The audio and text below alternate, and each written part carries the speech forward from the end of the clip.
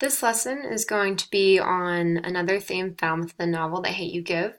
And it's on finding one's true identity and trying to navigate the hardships of living a double life and why you should discard that double life and just be yourself. And so, to give you some context, as we've been reading, I'm sure you've found that Star has a double life. She has what she calls Garden Heights Star and then Williamson Star. And Garden Heights Star and Williamson Star, they talk, they act, they think differently. So when she's at home in her neighborhood, she acts a lot different than she does in her rich white prep school of Williamson. And she does not want her worlds to collide and works very hard to keep the distinction between the two throughout the novel. And even when her worlds do start to collide with the shooting of Khalil, she still tries to keep up that barrier and keep the distinction. She first says she doesn't know Khalil. That's an attempt to keep that barrier. She doesn't really want to let Chris in. She doesn't want to let her friends in and let them know what's going on. But in the end, it becomes too much, and she gets tired of keeping this double life up and just decides to be herself, and emerges a lot happier because of it. So some quotes that we're looking at, she calls it flipping the switch. And so I've got two quotes from Star about what it's like to live this double life and what goes on in her head. So the first one says, I just have to be normal Star at normal Williamson and have a normal day. That means flipping the switch in my brain so I'm Williamson Star. Williamson Star doesn't use slang. If a rapper would say it, she doesn't say it, even if her white friends do. Slang makes them cool. Slang makes her hood. Williamson Star holds her tongue when people piss her off so nobody will think she's the angry black girl. Williamson Star is approachable. No stank eyes, side eyes, none of that. Williamson Star is non-confrontational. Basically, Williamson Star doesn't give anyone a reason to call her ghetto. I can't stand myself for doing it, but I do it anyways. So it's clear she really doesn't like to have to keep up this facade, but she feels the need to so she can, not give people a reason to judge her, not give people a reason to stereotype her. She feels like she has to set this imaginary bar and become this new person who isn't really true to who she is, just so she can, kind of defend herself and protect herself in a school that is so vastly white compared to her being black. And so the next quote we have, she says, like I said, at Williamson, I'm cool by default because I'm black. I can go out there and do a silly dance move I made up, and everyone will think it's a new thing. In Garden Heights, I learned how to be dope by watching. At Williamson, I put my learned dopeness on display.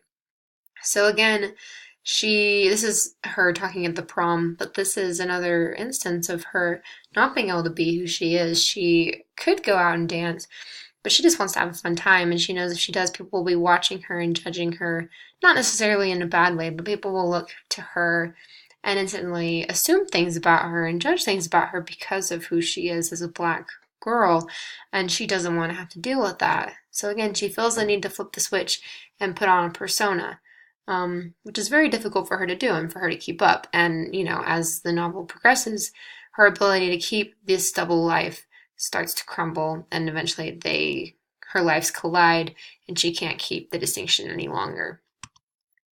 And so you find her, really wanting to just be who she is. And her boyfriend, Chris, actually kind of helps her see this because with him, she really doesn't have to pick a side. She can be both. And she likes that.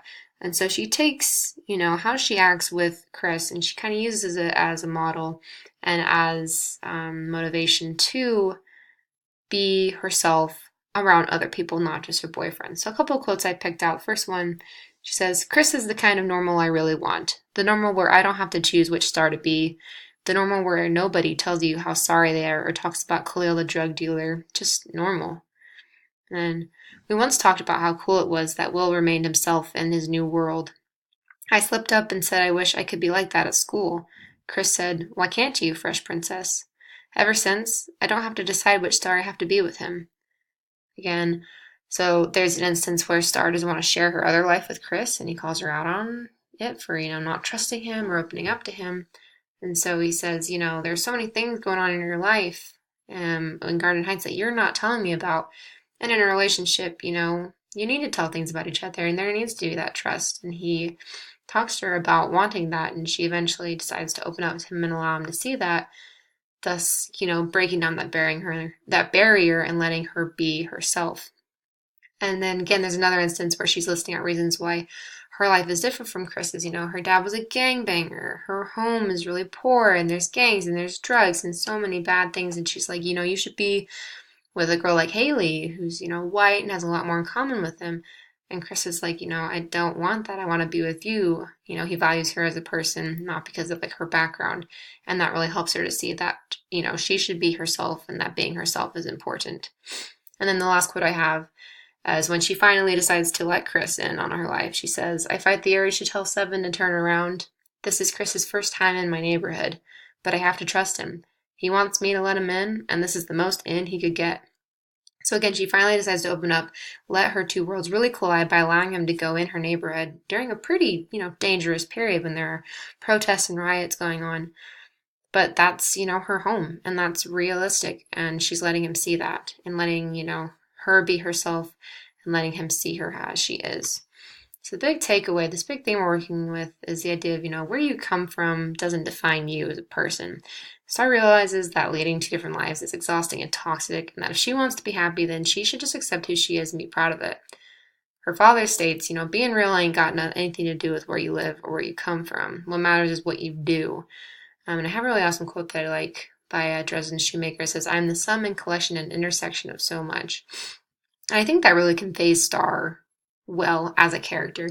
She has this double life that she kind of is forced into with, her poor black neighborhood and her rich white prep school. And so she tries to be two different people, and that doesn't work out for her in the end. And she, realizes that she has to choose her own identity and choose who she's going to be. And she realizes that, where you come from doesn't define you, and that she defines herself. And I think that's a really important theme in the novel. And so for our discussion for next time, I want you to think about a moment in your life in which you felt the need to put on a different persona or to be a different person. Write down about an experience you've had in which you felt like you had to put on a facade. Write about why you felt you needed to put on that facade and how you coped with it. Did it work out for you, or did you have to drop the facade, and why? And we'll be discussing that as a class next class period. I hope you enjoyed this lecture. Thank you so much.